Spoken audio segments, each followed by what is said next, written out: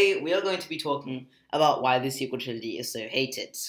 No, whatever is written on screen is not an indication. Definitely not. So, beginning in 2015 with The Force Awakens and ending in 2019 with The Rise of Skywalker, Disney's sequel trilogy was not received greatly. The first movie was received okay at first, after which people realized it was just basically the same as A New Hope. The Last Jedi, on the other hand, was criticized for being too different and essentially didn't feel like a Star Wars movie at all. The Rise of Skywalker tried to rectify his own mistakes and failed miserably. Yeah, luckily the Mandalorian has saved us all from this horrible, horrible events. So, why was it so hated? Why did these three movies accumulate so much hate? Well, we're going to tell you about it now. I'm going to hand over to Sparsh to talk about the very first point. Thank you, Harry. The problem with the sequel trilogy, as Harry mentioned before, it's way too similar. The start of it was very similar. The Force Awakens, the sequel trilogy, the beginning, was very similar, too similar, in fact, to the A New Hope. The original trilogy beginning. It starts the same. You can see the differences. The similarities between the two movies. The fleeing resistance led by Princess Leia. Person on a desert planet becomes a Jedi. That's Luke. Person on a desert planet becomes a Jedi. Rey. Sith Lord that wears a mask and has a cape. Darth Vader. Sith Lord that wears a mask and has a cape. Kylo Ren. Planet-destroying weapon. Death Star. Planet-destroying weapon. Wait, what was the planet-destroying weapon? Starkiller Base. Thank you. Epic pilot saved the day. Luke. Han saved the day. Oh, yeah. Epic pilot saved the day. Poe? Yeah, Poe. Okay. I can't remember anything from these movies. Now, on to the second reason why this trilogy failed. The characters. For the first two movies, there was basically little to no development for these characters. And the development that there was very late. For example, in the third movie, Rise of Skywalker, the very last movie in the trilogy, we were given some backstory into Poe. The other thing is that these characters weren't explored enough. We got the surface level of them. Rey was a desert scavenger from Jakku who became a Jedi. Finn was an ex-stormtrooper who joined the rebels. And Poe was a master pilot. We didn't get much more than that. What was underneath them? As well as this, their past didn't correlate to their actions. This specifically applies to Poe. Poe was an ex-stormtrooper and was quite possibly aware that all the other stormtroopers were also, just like him, orphans who were kidnapped by the First Order. Dude, it's Finn. What did I say?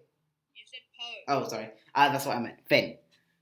And in the third movie, we can see that when Finn kills these innocent orphans brainwashed by the First Order, he cheers.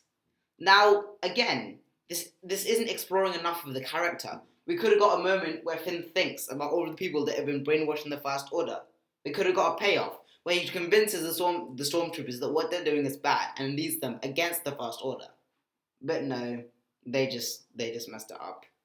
As well as this, because of the various things, like they have no development and their past doesn't correlate to their actions, they become unlikable. They become one-dimensional characters who exist just to further the story. And, as well as this, even though the individual characters we have, but they don't really get together until the third movie, Rise of Skywalker, because Poe and Rey only meet at the end of the second movie, even though they could have just easily made it that they met at the end of the first movie because they were standing like right next to each other. Now I'll now hand it over to Sparsh to talk about the planning regarding the sequel trilogy. The planning in between movies. Well, yeah, like Harry said, the movies don't really correlate with each other. There's no planning in between them. And the fact there were two different directors didn't really help them. J.J. Abrams directing the first and final movie of the sequel trilogy, and Rian Johnson directing the second. I'd just like to interject here and point out that there was some planning between them. For example, J.J. Abrams gave Rian Johnson some of his notes that he had planned for the characters, and I assume that Rian Johnson did vice versa. However, these directors disregarded them. J.J. Abrams had plans for the characters, but Rian Johnson wanted to make his own movie and disregarded these plans. This is also the main reason why this trilogy failed.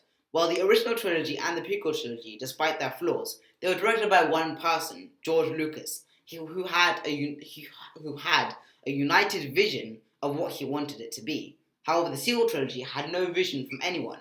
It was various different visions from different people. Yeah, and like Harry said, the different directors ignored and retconned actions of previous movies, and there was no idea about any final goal or beginning.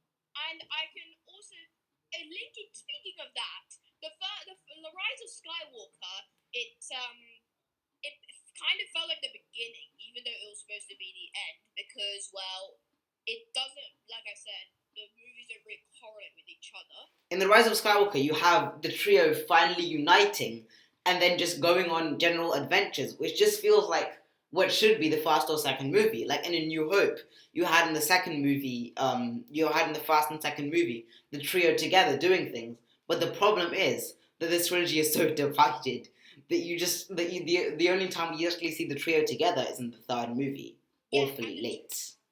Yeah, and the trio in the original trilogy, Luke, Han, and Leia, you see them in the first movie, and they sort of have an adventure escaping from the Death Star, and they also have an adventure in The Empire Strikes Back. There's the real. And they emerge victorious in the Return of the Jedi. This is a clear structure of their adventures and them being heroes. However, for the other for the sequel trilogy, that isn't the case. First of all, they meet in the last movie itself. Secondly, they have adventures in the final movie, like Harry mentioned. Third, well, they're just not clear characters, and I feel like they have no connection to each other whatsoever. They're basically three strangers. Now, that brings us on to our last point, nostalgia bait and ruining the past.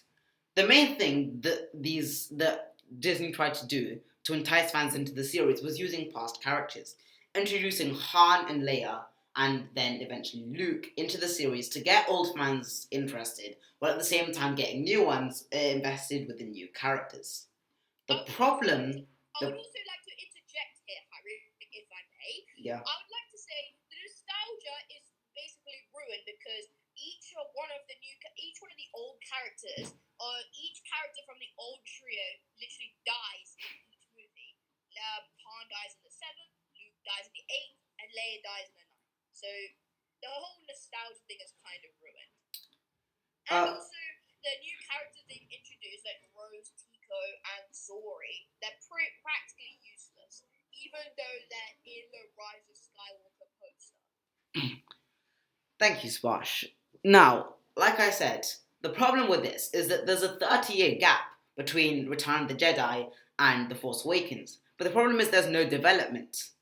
Lots of people didn't like the Return of the Jedi because Han's character was made into kind of less of this adventuring guy and more of just a side character. So The Force Awakens tried to fix that. It made him just like he was before, a smuggler. And it made Leia just like she was before, a lone leader leading the resistance. The problem is that there's been 30 years since the previous events, so you would expect there to be some sort of development between them.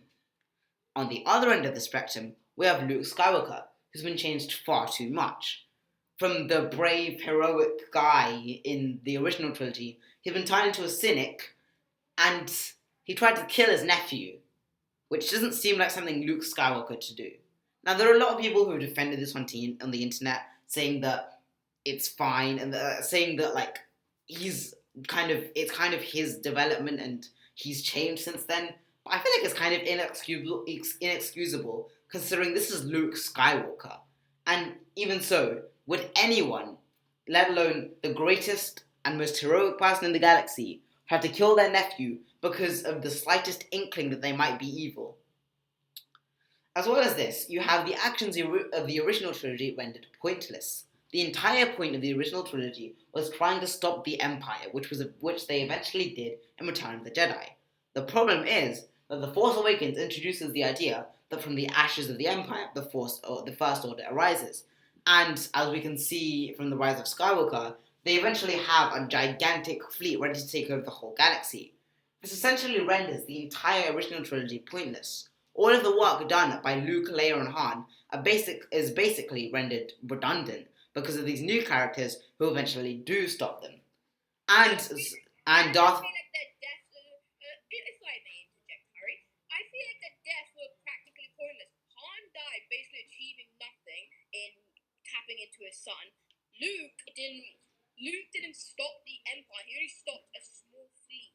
So a couple of new resistance heroes could get away. And Leia actually did something, but hey ho, Keiko, whatever.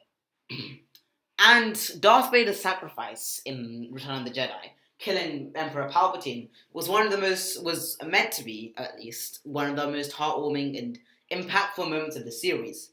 He was killing his master and saving Luke, showing that he had fully turned over to the light side. However, that's also rendered pointless because Emperor Palpatine is alive again by a throwaway line from Poe. There's no explanation as to how he survived. He just says, "Well, I'm back now. I never died in the first place." And there's literally a line Poe says, Yeah. Somehow Emperor Palpatine returns. Exactly. Like, no explanation, just he returned. Yeah, that was lazy writing. Such lazy writing. So that ends our humble presentation to you all about why the sequel trilogy kind of didn't work for lots of people. And no, nothing you see on screen, nothing at all, relates to our feelings on why the sequel trilogy is so hated.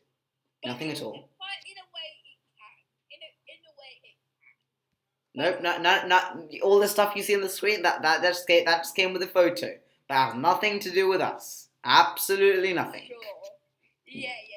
It was involved with the photo. So thank you for watching. Make sure to like and subscribe and turn on notifications. And thank you for visiting Hash Talks. Yeah. Chewbacca over here.